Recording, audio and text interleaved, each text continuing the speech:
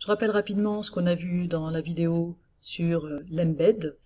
Embedder, ça consiste à créer dans une page sur Moodle ou dans un forum ou ailleurs, un cadre qui va afficher quelque chose qui est ailleurs sur Internet. L'intérêt, c'est d'éviter d'avoir un lien, que l'élève clique sur le lien et sorte de Moodle. On a la ressource qui est directement à l'intérieur de la page Moodle. On a vu aussi que pour faire ça, il faut avoir un code HTML de type iframe qu'on va coller dans la page Moodle et qui permettra à Moodle de comprendre ce qu'il doit afficher et avec quelle taille ça doit être affiché. Voilà, je suis sur une page sur Moodle et j'aimerais intégrer dans ma page un document Google Docs pour éviter d'avoir à donner un lien et à faire sortir l'élève de Moodle.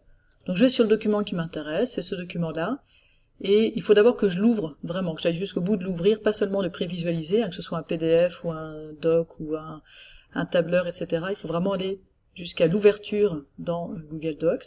Et puis vous avez fichier, publié sur le web, et là vous avez le code pour intégrer encore un iframe.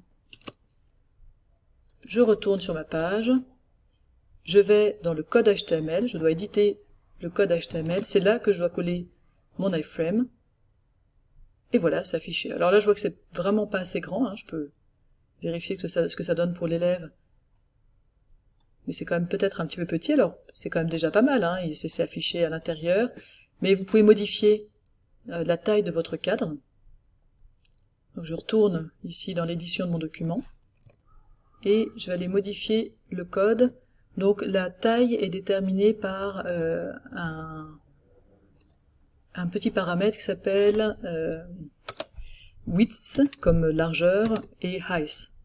Alors moi je vais mettre une largeur de 500 pixels, en général ça va assez bien, et puis on va mettre une hauteur de 500 pixels également. Vous voyez que le cadre est un petit peu plus grand et donc ça devient un petit peu plus lisible.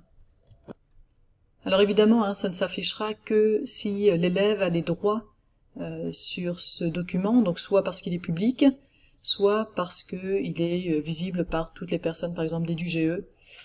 Comme l'élève s'est connecté à Moodle avec son compte EduGE, en principe ça fonctionne bien et il doit voir le document automatiquement. S'il ne le voit pas, s'il y a un problème de droit, il faut d'abord qu'il aille se connecter à EduGE puis qu'il revienne sur la page. Mais a priori, à l'heure où je fais le tutoriel, ça marche bien et il n'y a plus de problème.